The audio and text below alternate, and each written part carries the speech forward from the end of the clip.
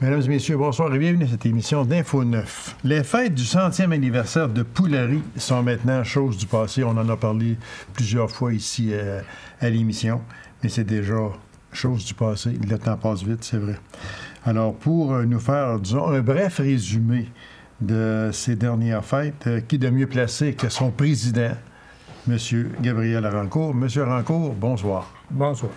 Quand je dis les fêtes du 100e anniversaire sont maintenant chose du passé, il me semble que ça ne fait pas longtemps que je vous recevais dans les premières entrevues concernant les fêtes prochaines du 100e anniversaire de Poulerie. C'est maintenant chose du passé. Quand je dis le temps passe vite, je pense que oui. Hein. Ça va, c'est le même, c'est comme ça. C'est comme ça, puis c'est comme ça dans toute chose. Est-ce qu'on peut dire mission accomplie? Totalement. Totalement. Et je suis d'accord avec vous. Totalement. Franchement, je dois dire merci à mon conseil d'administration. Le comité qui avait été nommé pour ça, on a fait un travail vraiment extraordinaire pour ça. Là. En tout cas, on avait planifié un paquet d'affaires, puis même, je trouvais qu'on était ambitieux pas mal. Une petite paroisse comme Sainte-Rose, ça prend beaucoup de bénévolat. On était une centaine de bénévolats lors d'activités. Dans une municipalité comme Poulerie, c'est 100 bénévoles. Bravo à toute la population. C'était vraiment... parce que ça a commencé jeudi, vendredi, samedi, dimanche, 15, 16, 17, 18 d'août. Puis le jeudi, c'était mémorable, là, parce qu'il y avait une activité ça a l'air curieux un peu de même, là, dit de même, mais il y avait une activité au cimetière. Oui, ça, là, M. Rancourt, là, si vous me permettez, là, on va parler de la participation de la population. Puis, j'ai sorti quelques points chauds, dont, entre autres, la cérémonie au cimetière. Mais on va y revenir dans quelques instants, si vous me permettez. Si on parlait de la participation de la population, vous en avez parlé, vous avez effleuré le sujet, une centaine de bénévoles dans une municipalité comme Poulerie qui n'a même pas 1000 de population. On n'est même pas 700, on est 660. Okay. 660 de population. Fait qu'aller chercher, ça veut dire que c'est le 1/6 de la population qui a participé. Moi, j'ai suivi les activités, puis je les ai suivies aussi sur Facebook, parce qu'il y a eu beaucoup de commentaires. Monsieur Rancourt, honnêtement, j'en ai pas lu un de négatif. Moi aussi, là. C'était vraiment... Ça dépassait nos espoirs parce que, je vous dis pas que ça a été tout positif partout, là. Ben, les commentaires, oui. Oui, dans les commentaires, oui. C'est sûr que dans une organisation même, il arrive des choses... petits pépins, comme on dit, là.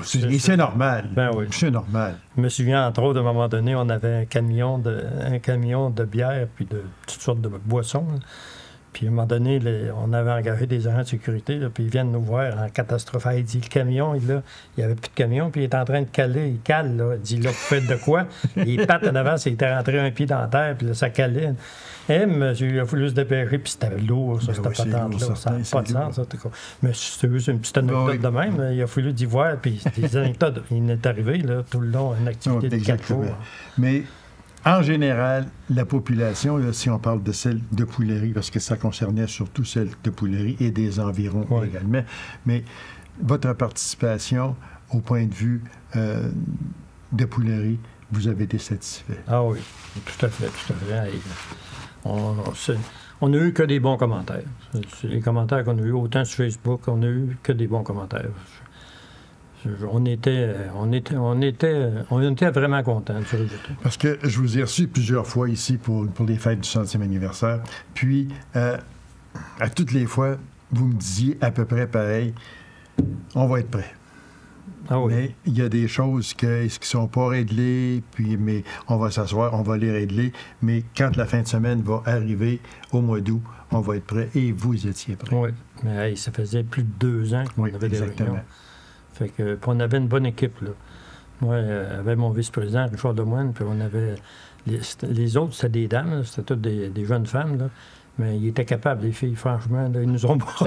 Ils vous ont brossé. Ils ont brossé en masse. Puis nous autres, c'est quasiment 2 générations. Oui, exactement. Puis, en tout cas, on avait de la misère à suivre. Vous avez de la misère à suivre. Mais il avait raison. Il avait raison. Il prévoyait des choses, puis c'était correct. C'était vraiment correct. Là. Il y avait beaucoup d'imagination, vous savez. On pourrait faire ci, on pourrait faire ça. Des choses que vous n'aviez pas pensé. On n'avait jamais pensé à ça. Puis là, puis même, je trouvais, moi, il dit crime. Il dit, tu sais, Sainte-Rose, c'est quand même, on a juste une petite population, puis tout. Je trouve qu'on est ambitieux pas mal, tu sais. C'est quasiment des activités qu'on pourrait, on pourrait prêter à Rouen ou à La Sarre. Là, il y avait tellement d'affaires. Mais il y avait des comités, puis tout le monde... Des comités, puis tout le monde fonctionnait, comme on dit. Puis dans l'harmonie, j'en suis persuadé. Puis c'est dans ces moments-là qu'on s'aperçoit qu'on est capable de se serrer les coudes puis de marcher ensemble. Et c'est important aussi, parce que quand il y a notre travers qui ne fonctionne pas, ça brise la chaîne. Puis c'est là que ça devient difficile. Mais on n'a jamais eu... on n'avait pas de doute non plus. Vous savez, par rapport à la participation, parce qu'à Sainte-Rose, vous savez, à Val des Foins, puis toutes ces affaires-là, toutes les fois qu'on a eu besoin de... Ça a tout le temps participé au bout, puis on faisait se lever à la main, puis il y avait du monde, puis ça a très bien été, franchement, puis c'était plaisant. On va sortir... Moi, j'ai sorti très brièvement, là, 3 points chauds durant cette fin de semaine-là. Puis, le premier point chaud, là, c'est la cérémonie au cimetière. Je ne sais pas qui en a eu l'idée, mais bravo, parce que ça a été tellement humble, premièrement, et puis c'est ça qu'il faut. Parce qu'on ne fait pas des choses grandioses, en tout cas, à mon point de vue, là, on ne fait pas des choses qui sont trop grandioses dans un cimetière, rappelons-le. On fait quelque chose de simple. Ce fut quelque chose de simple, mais tellement beau et tellement apprécié. Ah, bien, écoutez, ça, on peut dire, on peut la nommer, c'est Evelyne Drouin, qui était l'instigatrice de ça. Puis, ça a vraiment bien fait, parce qu'il y avait de la musique, sur place, c'était pas l'enregistrement. Non, sur place, directement. Il y avait de la musique, puis il y a eu, tout le monde, il y a une plaque à l'entrée du cimetière, tout le monde qui sont enterrés dans le cimetière, le nom figure. Depuis 1900. Ma grand-mère, elle figure là-dessus. Elle est restée, ma grand-mère est décédée en 1928 lors de la naissance de ma mère. Ah, OK. Puis avant ça, tout le monde, puis même les bébés anonymes, ils étaient là. Puis ils sont encore là, là. La plaque est là, là. Tout le monde qui sont enterrés dans le cimetière depuis 1924, mettons, depuis les 100 ans. Puis, ça a dû faire une recherche terrible. Ah, écoutez, c'est terrible, c'est sûr. Ça, Evelyne, elle s'en occupe du cimetière comme il faut, puis sa mère, Marie-Paul, elle s'en occupait pendant peut-être 30 ans, peut-être plus. Fait qu'elle avait... on a un beau cimetière, tu sais. Même il y a du monde qui venait de Rouen, je parlais avec, même notre député fédéral. Puis il y avait une autre personne qui était là, ils choisissaient ensemble. Ben, tu te calmes, ça dit, il me semble qu'à Sainte-Rose, une petite paroisse comme ça, puis être si bien organisée, puis d'autres paroisses, que c'est des bien plus grosses paroisses, puis, tu sais, les pelouses sont pas bien entretenues. Puis l'entraide est plus difficile. Oui, c'est ça. C'est surtout ça, probablement. C'est surtout ça. Parce que dans les petites municipalités, très souvent, là, on serre les coudes et on fonctionne. Ouais, je ne dis pas que les autres municipalités, les grosses municipalités, ne le font pas, mais c'est peut-être plus difficile un petit peu. Là. Mais ici, à Macamé, il va y avoir un beau cimetière aussi. Là. Oui, puis le nom de tous ceux qui sont enterrés aussi dans le cimetière figure ça aussi. Puis, ce qui est particulier à Sainte-Rose, c'est que c'est ça que je trouve le fun, c'est que quelqu'un qui arrive au cimetière, bien, cette plaque-là, que tous les noms figurent avec l'année du décès, l'inhumation, bien, ils ont fait comme un cimetière en ville. C'est que toutes les allées sont... Il y a une première rue, deuxième rue, troisième rue. Okay. Fait que si vous allez dans le tableau, vous regardez n'importe quel nom, telle année, telle personne. Là, il était au coin de la 4e avenue puis 2e rue. Je vais pas remarquer. Là, vous allez là. C'est bien pensé, ça. Ouais. Puis lors de l'activité, il y avait des petites lumières sur chacune des pierres tombantes. Ah oui, j'ai dit, réellement, là, c'est, en tout cas, bravo à Evelyne et à son équipe également d'avoir pensé à ça, puis chapeau, parce que c'était vraiment... Puis comme je l'ai dit tantôt, et je l'aurais dit, c'était humble, mais tellement beau. C'était touchant. Touchant. Oh oui, exactement, beaucoup, beaucoup. Le monde, ils ont bien aimé. Un autre point chaud, la parade. Hey!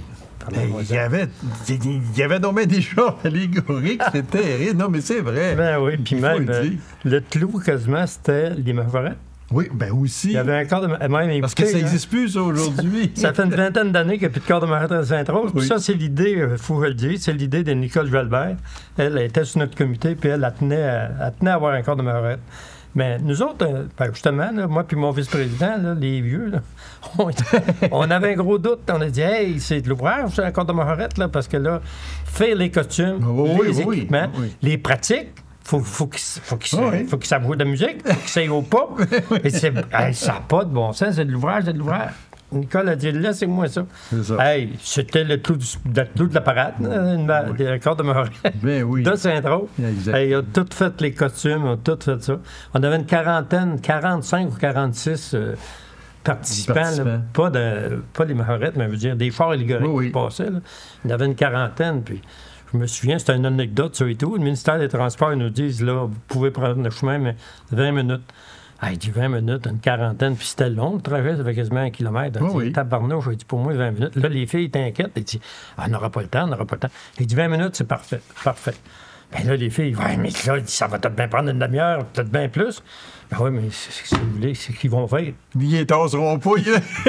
Et d'un coup, c'est parti. Ils n'auront pas de Voilà, exactement. Laissez-nous partir, après ça, on s'arrangera. Mais je sais qu'après la parade, il y avait quelques personnes qui faisaient longtemps qui attendaient en arrière. Là, les autres, ça passe. Il y avait une grosse rangée, en tout cas, on s'en excuse. Mais... Oh, mon Dieu. Bon, c'est dans la... C'est dans la cérémonie des fêtes. Simplement. Puis, parce que le temps passe très vite, un autre souper des retrouvailles. Oui. Le souper des retrouvailles, ça a été aussi ça. Ben, dès comme moi, à chaque fois qu'on parle de fête de 100e ou de 75e, peu importe, il y a toujours un souper des retrouvailles. Puis c'est toujours le clou. Parce que là, on se rencontre, on ne s'est pas vu depuis 25, 30, 40 ans, peut-être 50 ans. Oui. C'est vraiment le clou. Mais juste avant le clou, là, il y a une autre activité qui a eu lieu, qui était bien appréciée aussi, parce que j'ai resté surpris moi-même. On avait confié ça à un groupe d'experts, puis ça a bien fait. C'était nos feux d'artifice. OK. Après la parade, le soir, quand vers 9h, 9h15, là, on a eu un feu d'artifice, puis j'étais vraiment content, parce que, moi, je revenais pas. Je dis, voyons, ça doit achever. Ça doit achever. Puis là, à un moment donné, ça pétait plus. Ah, ça, c'est la finale. Ben non, ça continuait. Il y en avait encore. Ça a duré au-dessus de 20 minutes. 20 minutes, là. Ah oui, puis ça n'arrêtait pas, là. Non, ça n'arrêtait pas. Puis quand on a eu la finale, on a vu que c'était la finale. Parce que là, c'était merveilleux. C'était vraiment... C'était l'apothéose. Ah, là, il faut... c'était vraiment... On a bien fait... on a confié ça à des professionnels, puis ça a vraiment bien fait. On était vraiment... Le monde était content. Exactement. Puis là, on revient au souper. Oui, le souper des retrouvailles. Oui, on avait près de 700 personnes au souper des retrouvailles, puis on avait confié ça à l'hôtel Noranda, pour faire c'était bon. Le menu était bon. Ça a bien fait. On se demandait comment organiser ça, vous savez, parce que les billets, tout ça. Puis là, on avait mis un système de bracelet que le monde, il pouvait s'inscrire à l'avance, fait qu'il n'y avait pas d'attente. Il rentrait directement. Puis c'était bien organisé. Il n'y avait pas de service aux tables. Le monde, il allait se servir, mais ça roulait, vous savez. Ça n'a pas pris 1 heure là, pour se servir. Ça a été rapide. Bravo. Puis c'était bon. Le souper était bon. En tout cas, on était vraiment contents de ça. Là. Et en terminant, comme président, un mot de remerciement, un mot... Ben oui, mais là, Taco, vous avez oublié dimanche. Là, on est rien que le samedi soir. Ben oui, mais le dimanche, on a eu notre messe de retrouvailles et tout. Oui, c'est vrai. L'église était pleine, c'était vraiment bien. Puis on a eu un brunch après la messe, que c'était vraiment bien surtout. Non, on était bien gâtés. Une belle fin de semaine. Vraiment belle semaine. Puis là, en terminant, écoute, je remercie toute la population qui a participé. J'espère qu'ils ont eu du plaisir. Je remercie tous les bénévoles qui ont... En passant, les bénévoles, on va avoir un souper des bénévoles le 26 octobre. Okay. On va fêter ça. Puis je remercie surtout mon conseil d'administration qui a travaillé fort pour venir à bout de mener à bien cette activité-là. Est-ce qu'on se donne rendez-vous pour le 200e? Même le 125e, il y en a pas sûr d'être là. Les filles vont probablement être là, mais en tout cas, là, ils ont pris de l'expérience pas mal. Mais voilà. 125, je m'en laisse faire. Monsieur Rancourt, merci beaucoup. Merci de votre disponibilité. Ça a toujours été un plaisir que de vous recevoir en tant que président des fêtes du 100e de Pouillerie. On va continuer à se voir pareil, parce que comme cultivateur, on sait qu'il y a beaucoup de de problèmes à régler. C'est jamais tout réglé. Alors, merci de votre présence et de votre disponibilité. Puis bravo à vous et à votre équipe. Vous avez fait un travail extraordinaire. Ah ben, en tout cas, moi, par rapport à venir ici, là, le plaisir est partagé. J'avais bien de plaisir à venir ici. Ben, c'est partagé également de mon côté. Merci beaucoup, M. Rancourt. Merci, M. Leclerc. Alors, mesdames et messieurs, courte pause, on vous revient immédiatement après. Restez avec nous.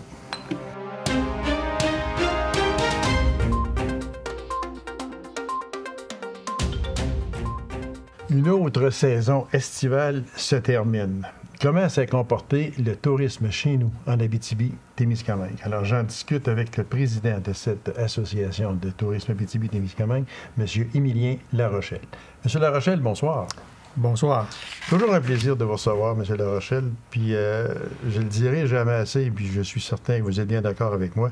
Le tourisme chez nous, quand on parle d'Abitibi-Témiscamingue, le tourisme chez nous, habituellement, se comporte très bien. Et j'ai dit habituellement parce que après la fameuse pandémie là, qu'on va parler une dernière fois, puis on va mettre ça au compostage. C'est ça. Après cette fameuse pandémie, nous autres, après ça, on a été frappés par les feux de forêt l'an dernier qui ont quand même nuit beaucoup au tourisme.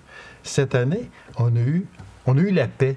Oui, mettons qu'on a peut-être eu un début de saison difficile parce que la température n'était pas au rendez-vous. Mais ça s'est replacé. Et voilà, exactement. Okay. Fait que si je vous demandais dans l'ensemble, je sais que, bon, on n'a pas les chiffres, mais c'est pas ça non plus que je veux parler, surtout, je veux parler de l'ensemble. Comment s'est comporté le tourisme chez nous? Bien, au niveau des festivals, je peux vous dire que c'est une très bonne année. OK? Mais ça, je me fie surtout à nos amis, les hôteliers, qui, quand les hôtels sont pleins, là, c'est bon signe. C'est bon signe, parce que les gens viennent. Et voilà, exactement. Donc ça, à ce niveau-là, je pense que c'était une bonne année. Au niveau des attraits, je n'ai pas de chiffre encore, mais par contre, les attraits que j'ai visités, les gens me disaient que c'était, si je compare avec les autres années, c'était... Une grosse amélioration. Une grosse amélioration. Oui. Mais on va avoir les chiffres là, d'ici 2 à 3 semaines là, précis là-dessus.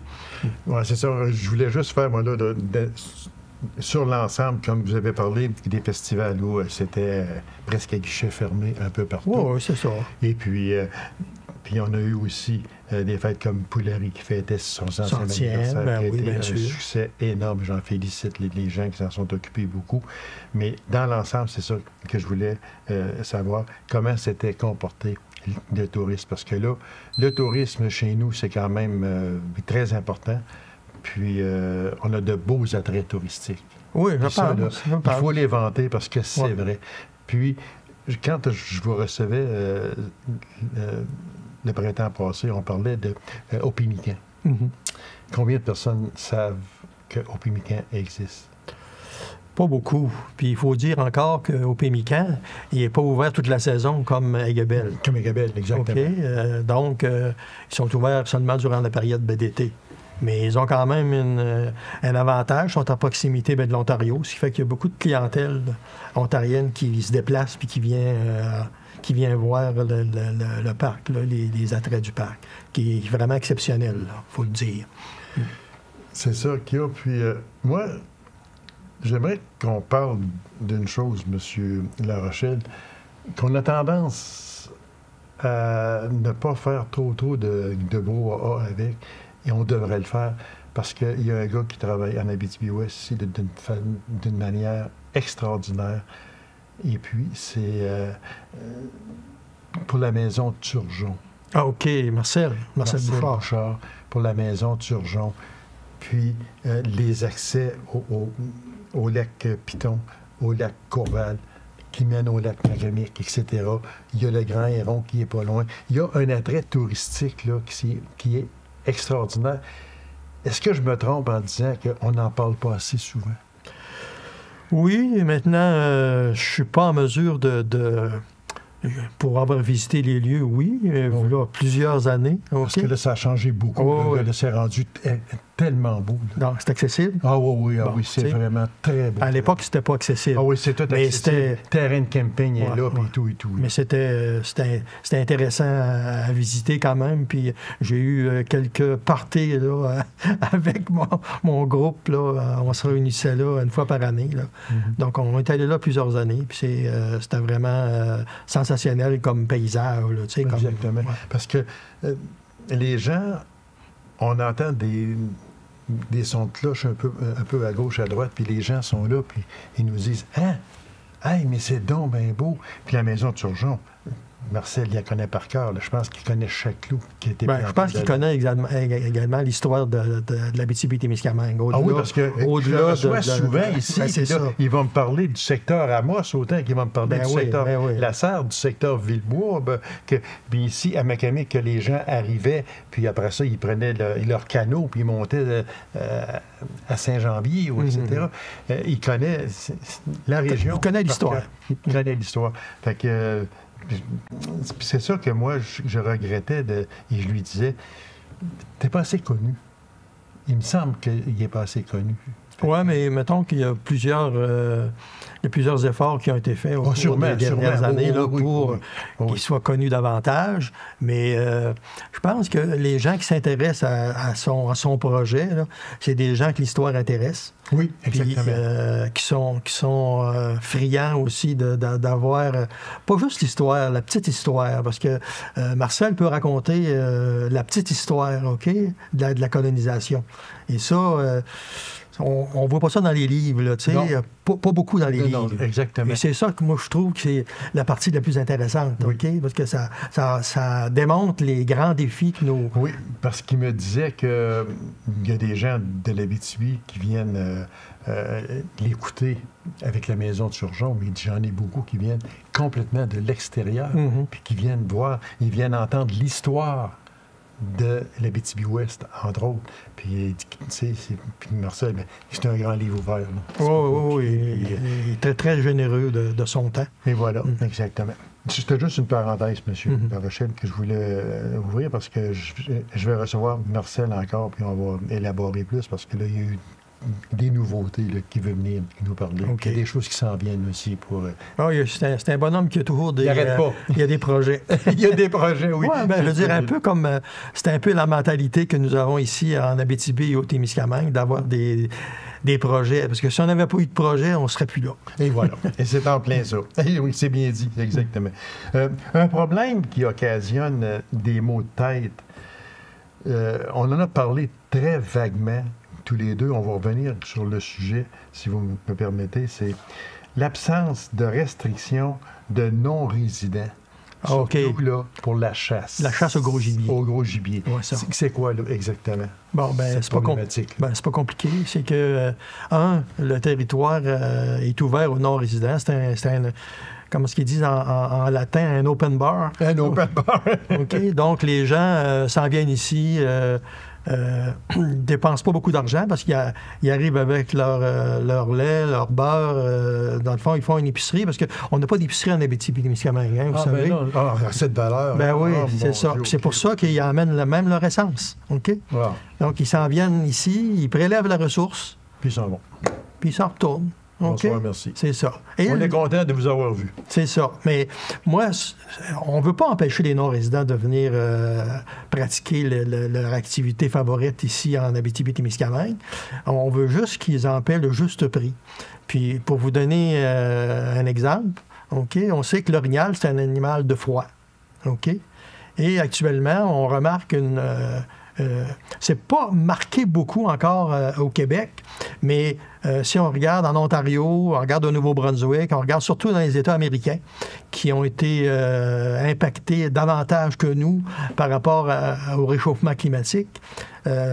Puis, je vous répète, l'orignal, c'est un animal de froid. Oui, okay? Donc, ça veut dire que quand il se tient dans la chaleur, il n'est pas à l'aise. Hein? Puis aussi, il y a des insectes là, qui les tiques, etc. C'est ça, ce qu'on appelle la tique de l'orignal. C'est ça, oui. OK. La tique hivernale, qu'on dit, parce qu'elle se développe principalement en hiver. Oui. Donc, C'est pas faire penser aux maringouins un peu. Ils prélèvent le sang des... Ils prélèvent, ils en vont. Oui, mais ils prélèvent le sang des femelles, oui. Ce qui fait que les femelles, à ce moment-là, ils ont moins l'opportunité de générer des nouveaux petits orignaux. Oui, OK? Donc, ça veut dire qu'ils ne peuvent pas les rendre à terme. Donc, au niveau de l'ovulation, ça a un impact majeur. Oui. Puis, d'ailleurs, on l'a remarqué, les États américains, le New Hampshire, le Vermont, le Maine, OK? À certains endroits, là, la chasse est même interdite. OK? Puis, ils ne s'en sont pas aperçus rapidement. Maintenant, ils ont un comité qui regroupe les 3 États, OK? Pour essayer de trouver des solutions. OK? Puis le principal problème, c'est vraiment la tique. Il y a le fait aussi que le réchauffement climatique, les orignaux, ils tendent à se déplacer où il fait froid. Voilà. OK? Et ici, au Québec, on a encore la chance d'être, si on peut appeler ça ainsi, la chance, d'être un peu plus dans le froid que les États américains. Oui. OK? Et même en Ontario. En Ontario, ils ont resserré, ils ont diminué de presque la moitié le nombre de permis là, pour les chasseurs résidents. Ils sont sur la pige, eux autres, beaucoup. Oui, beaucoup. c'est ça. Et puis, je vous mets au défi d'aller en Ontario et de pouvoir aller à la chasse en territoire libre. OK? Vous ne pourrez pas y aller. C'est ça. OK? Chose qu'on permet encore ici, nous autres. Ben oui, c'est ça. On les laisse rentrer là, à pleine porte, puis arriver avec tout votre stock, votre gaz, votre nourriture, dépensez pas un sou, ramassez le gibier, ben allez-vous-en. C'est ça. Fait que c'est ça, dans le fin de compte. Puis, à la blague, je dis souvent, ce qui nous reste, c'est leurs déchets. OK? Ben, faut quand même pas les ostraciser. Disons qu'il y a un brin de vérité. Il y a un brin de vérité, parce que je veux dire, les déchets qu'on retrouve en forêt, il y a des gens qui habitent le Québec qui, malheureusement, qui n'ont pas cette précaution-là de ramasser leurs déchets. Exactement. OK? Fait que ce serait quoi les conséquences? On en a parlé un peu, mais que doit faire le gouvernement face à cette problématique-là? Écoutez, là, je me souviens plus de l'année, il me semble que c'était en 2018, là, le gouvernement libéral qui était au pouvoir avait, lors de la dernière année de son mandat, avait accordé là, ce qu'on demandait, ce qu'on revendiquait, là, de resserrer les règles, c'est ça. Et de façon à ne pas permettre aux étrangers, aux non-résidents. Quand on dit non-résidents, là, on ne parle pas de résidents de la région, là. On parle des non-résidents, c'est des personnes qui ne demeurent pas au Québec. C'est ça, okay? Exactement. Oui. Donc, il faut quand même faire la distinction. Puis, ce qu'on voulait, nous, c'est que ces gens-là passent par les pourvoiries en priorité. Ils peuvent passer par les EC aussi. Là, il y a les EC actuellement, ils accueillent beaucoup de non-résidents. OK? En principe, on n'a rien contre, OK? Mais il faut se rappeler que les EC ont été mis en place justement pour donner accès au territoire à nos résidents. Voilà. OK? Donc, quand on accueille des non-résidents dans nos EC, tu sais, ça fait bizarre. Ça crèche un peu. Oui, bien c'est ça. Ça ne rejoint pas l'objectif qui était visé à l'époque quand ils ont été créés. C'est ça, exactement. Fait que c'est un dossier à suivre, puis c'est un dossier qui, des fois, les gens peuvent dire, bon, regarde, c'est pas grave, ils viennent, puis ils en tuent peut-être pas beaucoup, puis ils s'en retournent, mais ça va plus loin que ça, là. Bien, écoutez, je pense que c'est une perte de revenus importante, oui, OK, pour la région. Oui. Et pour le gouvernement du Québec, parce que je veux dire, quand il y a des achats qui sont effectués ici, tu sais, quelqu'un qui part par une pourvoirie, là, puis qui va payer 5-6 000 là, tu sais, pour effectuer une chasse à l'orignal, il y a une partie importante qui est en taxes. Voilà, exactement. Provinciale et fédérale, OK? Monsieur Larochelle, c'est tout le temps que nous avons. Malheureusement. Malheureusement, mais on va vous réinviter parce qu'on a quand même le tourisme automnal qui est très important pour nous autres, les couleurs de la chasse, etc. Oui, ben on est chanceux parce que depuis quelques années, avec le réchauffement climatique, les périodes de tourisme sont... Avant ça finissait en septembre. Et là, maintenant, ça se prolonge. Mi-octobre. Et voilà. Et puis, on va parler aussi du fameux tourisme hivernal, parce que les gens encore... j'espère que les gens ne pensent plus que le tourisme, c'est seulement durant l'été. Non, parce qu'il y en a beaucoup durant l'hiver. C'est une industrie, hein? Et voilà, exactement. Monsieur Larochelle, toujours un plaisir. Merci infiniment. Ouais, ça me fait énormément plaisir également. Merci beaucoup. À la prochaine. Mesdames et messieurs, merci d'avoir été là. On se rendra à une prochaine émission d'Info 9. Au revoir.